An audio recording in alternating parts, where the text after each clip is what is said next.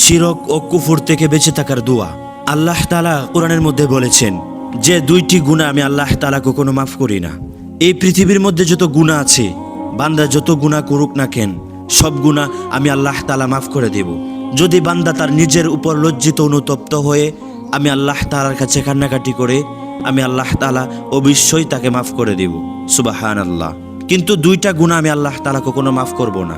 এই দুইটা গুনার মধ্যে একটা গুনাহ হচ্ছে শিরিক আর কুফর, আর একটা হচ্ছে বান্দার হক।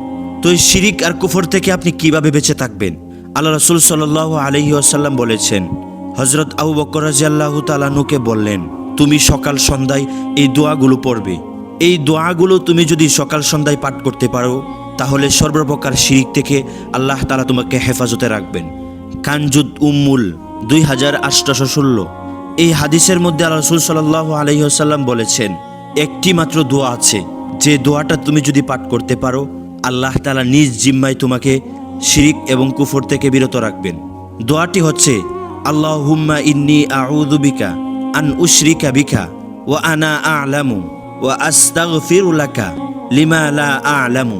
এই ছোট্ট একটি দোয়া যদি আপনি সকাল সন্ধ্যায় পাঠ করতে পারেন, আল্লাহ তাআলা আপনাকে শিরিক এবং কুফর থেকে বিরত রাখবেন ইনশাআল্লাহ।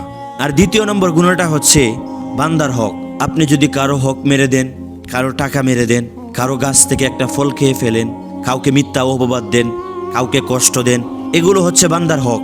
এগুলো বান্দার কাছেই ক্ষমা চাইতে হবে। আর বান্দা যদি আপনাকে মাফ না করে, আল্লাহ তাআলা আপনাকে মাফ করবে না।